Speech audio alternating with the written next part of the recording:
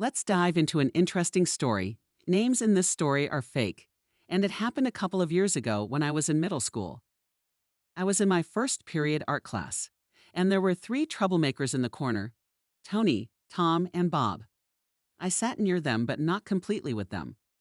One day, while I was up front asking the teacher about a project, I heard my headphones disconnecting from my computer. When I returned to my seat, I realized my computer was gone, and my mind immediately pointed to Tom, a known troublemaker. I asked around, and my neighbors denied taking it. I approached Tony, and he also denied it. Frustrated, I told the teacher, "Let's call her Mia." Mia, a strict but nice teacher, helped me look around and asked classmates if they had seen anything. No luck. Mia then gave the class an ultimatum: return the computer in the next 5 minutes, or they'd search every backpack. Nobody came forward, so Mia called the office. An admin and two security officers arrived, giving another ultimatum. Still, no one turned it in. The entire class went to the lunch area, except me. We couldn't find the computer, so the school locked it remotely. Then the principal interfered into the situation, emphasizing the cost of the stolen computer. He gave the class a choice: return the computer by the end of the period or lose the Six Flags field trip planned for the year. The class was silent, and I felt embarrassed. Later that day, Tom found the computer, unable to use it because it was locked, and turned it in. Now I'm questioning if I'm the jerk for reporting it in the first place and what I should do. You are definitely not the jerk. You identified the likely culprit, and they refused to admit it. You shouldn't feel guilty at all. Those troublemakers are at fault, and if the class lost the field trip, it would be on them, not you. Stealing someone's property is never okay, and you did the right thing by reporting it. Hopefully, Tom faced consequences for his actions. Keep your head up, and don't let those troublemakers make you feel bad for doing the right thing. If you enjoy Am I the Jerk? Content, check out Am I the Genius? Linked below in the description. Also, visit my-the-jerk.com/submit if you want to share your own stories. Now let's continue with the next story. You're questioning your friendship, feeling like it's one-sided. You and your friend have known each other since childhood, but recently you've realized that the connection might not be as strong as you thought. You both went through stable periods, and about a year ago, you reached out, trying to revive the friendship. You made an effort to stay in touch, even driving 2 hours to see them regularly. However, a recent get-together made you feel like an outsider. Your friend invited someone else without proper communication, and you ended up being the chauffeur for the day. During the outing, your friend and their other close friend reminded about shared experiences and inside jokes, making you feel excluded. As a socially awkward person, you eventually withdrew, and your friend noticed. They texted you afterward, expressing concern and apologizing. Feeling left out, you shared your feelings with your friend, who acknowledged being closer to the other person, but claimed it wasn't intentional. Your friend promised not to include others next time, and despite their efforts to reassure you, you can't shake the feeling of being an afterthought. You're burnt out from being the chauffeur for various people in your life, and this situation has left you at your breaking point. You admit to setting unrealistic expectations on the friendship and feeling hurt by the realization that it might be one-sided. You're grappling with the disappointment of not being as important to your friend as they are to you. It's a tough situation, and it seems like you're struggling with feelings of loneliness and isolation. It's essential to remember that friendships can be complex, and people have different levels of closeness with various friends. While it's normal to desire deeper connections, it's crucial to communicate openly and honestly with your friend about your feelings. Consider having a heart-to-heart conversation with your friend, expressing your concerns and sharing your need for a more meaningful connection. Open communication can lead to a better understanding of each other's expectations and help you both navigate the complexities of your friendship. Remember that friendships evolve, and sometimes it's necessary to reassess and communicate openly to ensure both parties feel valued. Take care of yourself and don't hesitate to seek support from other friends, family, or even a counselor if needed. The next story is about my girl Fiance's grandparents' house had to sell it, and I found out about it. Knowing how much she loved the house, I decided to buy it as a surprise for her. I kept it a secret and continued with the wedding plans. However, a few weeks before the wedding, she called it off, leaving me heartbroken. Despite the breakup, I still went through with buying the house, and I've been living there since. Fast forward to the present, and I recently found out that she has been going through a tough time. Her family, who still lives in the small town, has been blaming me for breaking her heart. They discovered that I bought the dream house she always wanted. Now they are spreading hate messages online, calling me names and blaming me for everything. I'm torn about whether I should reveal that I bought the house for her a decade ago.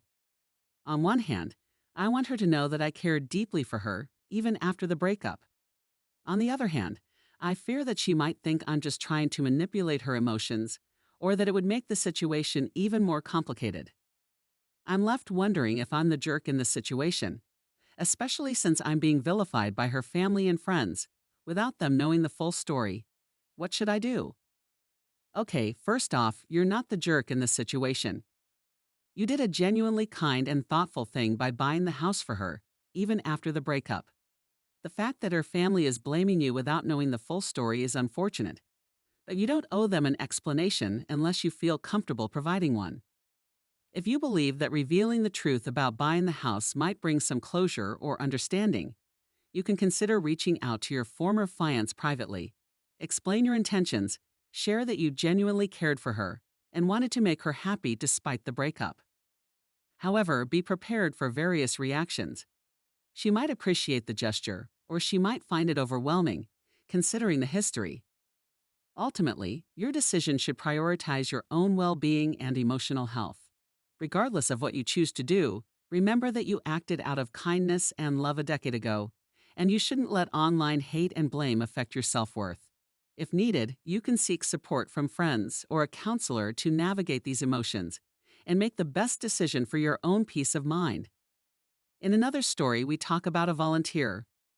Before the alarm went off for a house fire in my town, I attempted to wake up, but I was honestly pretty out of it. Having slept only 30 minutes, my brain wasn't firing on all cylinders, and I moved rather slowly. We received the run report to stage at the station due to a structure fire, so I hopped into a truck and headed there. Upon arriving, I quickly put on my gear and walked toward the front of the truck to head to the fire. However, my momentum was abruptly halted when the chief stopped me and asked if I was going. Confused, I questioned why I wouldn't be responding. He informed me that I hadn't completed the mandatory 40 unpaid hours that month, making me ineligible to respond. Frustration surged within me. 24 shifts into the month, I now had to sit at a desk for an additional 40 hours on top of my already demanding shifts. Despite being generally low-key, I found myself exceptionally angry. I inquired about the possibility of the fire department unionizing in our state, but the chief confirmed that it wasn't allowed. Disgruntled, I walked into the station, removed my gear, and announced my resignation. I knew they lacked legal grounds to prevent me from responding to a call, anticipating they would need to reconsider their policy or face consequences with an insufficient on-call team during the day. In the aftermath, the chief faced disciplinary action, and a few weeks later, my resignation was officially approved. Having been an ordinary guy, I refused to tolerate being treated like a child, especially for a role I didn't even get paid for. Over a year later, despite occasional messages expressing their shortage of personnel, the absence of an apology solidifies my decision never to return to that miserable excuse for a department. Leaving was the right decision, and you deserve to be in an environment where your efforts are appreciated and where there's a fair and supportive system in place. Hopefully, you've found better opportunities or activities that bring you more fulfillment and satisfaction. Your experience sheds light on the challenges faced by volunteer firefighters, and it's crucial for organizations to address these issues to maintain a dedicated and motivated team. Working as a volunteer firefighter should be a noble and rewarding experience filled with shared commitment to community safety. However, for one individual, this ideal was shattered by a toxic environment that disregarded hard work and dedication. Let's delve into the challenges faced by this individual and the decision to ultimately walk away. The story begins with a call to action from the training officer, demanding assistance with pump control training. However, the individual found themselves assigned an unusual role, sitting on a hose while someone else handled the practical aspects of the exercise. It's evident that the assigned task required minimal effort and could have been performed by an inanimate object like a sandbag. This initial encounter set the tone for what would become a series of unjust and demoralizing experiences. Despite the lack of engagement in a task that did not align with their skills or contribute meaningfully to the training exercise, the individual faced consequences. An attempt to return to sleep after the training was met with disapproval, and they were later found and criticized for seeking solace in the TV room. To make matters worse, they were written up for the first time in years, facing reprimand for not displaying enough enthusiasm for the job. What stands out in this narrative is the stark contrast between the individual's dedication and the lack of acknowledgement or appreciation from the leadership. Instead of recognizing the value of their commitment, the focus was on minor infractions and subjective assessments of attitude. The individual's perseverance is commendable, enduring a lecture while grappling with exhaustion, only to receive further admonishment. The turning point came when they received a text from their boss at their primary job, offering an alternative opportunity. Presented with a chance to escape the toxic environment, the individual made a crucial decision. They chose to prioritize their well-being and accepted the job offer. This moment was a pivotal realization that they had options beyond enduring mistreatment. A few days later, a nasty email from one of the individuals involved in the write-up attempted to assert control over the situation. They conveyed displeasure with the individual's attitude, suggesting they should contemplate their desires. This email served as a catalyst for reflection, leading the individual to consider what they truly wanted from their professional life. The conclusion was decisive and empowering. Armed with newfound clarity, the individual drafted a resignation letter and returned to the station to collect their personal belongings. In a bold move, they severed ties with an environment that failed to appreciate their contributions, opting for a healthier and more fulfilling path. This story highlights the importance of recognizing toxic work environments and making the difficult but necessary decision to walk away. It underscores the value of self-worth and the pursuit of opportunities where one's dedication is acknowledged and respected. While leaving a familiar role can be daunting, the narrative serves as a testament to the strength found in prioritizing personal well-being and refusing to endure mistreatment. Title: A Not-So-Quiet Night at the Seaside Inn. Once upon a time, in a quaint seaside town, there stood a hotel known as the Seaside Inn. The town was known for its picturesque views, friendly locals, and the serene sound of waves kissing the shore.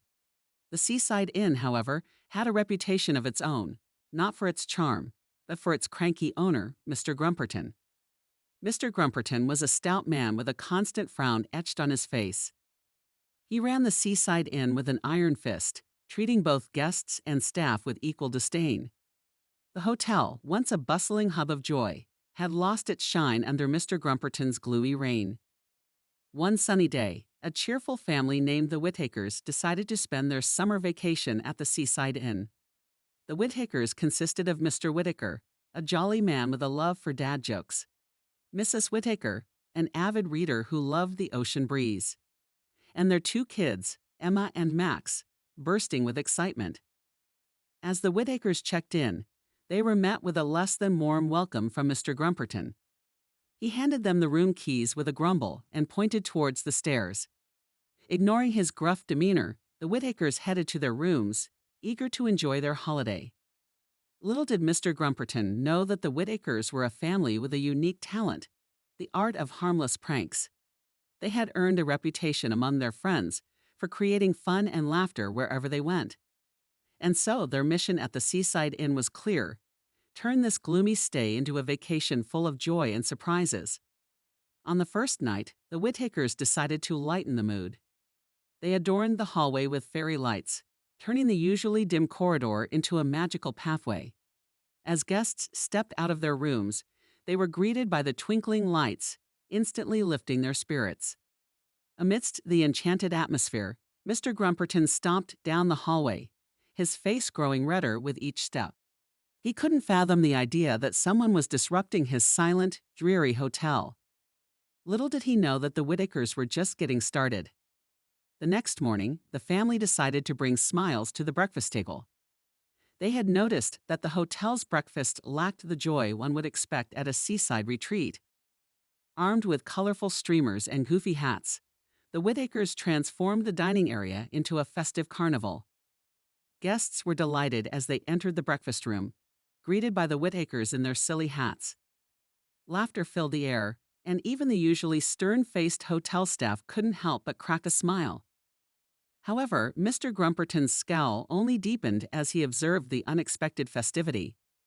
Undeterred by his disapproval, the Whitakers continued their mission.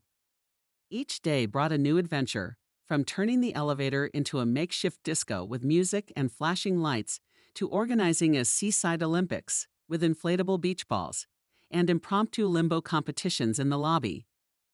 As word spread among the guests about the Whitakers' antics, the atmosphere at the Seaside Inn began to change. Laughter echoed through the hallways, and guests started sharing stories and creating memories together. The once dull hotel was now alive with the joyous spirit of the Whitaker family. However, Mr. Grumperton had had enough. Determined to put an end to the Whitakers' nonsense, he confronted them in the lobby one evening. His face, usually a permanent frown, now resembled a thundercloud ready to burst.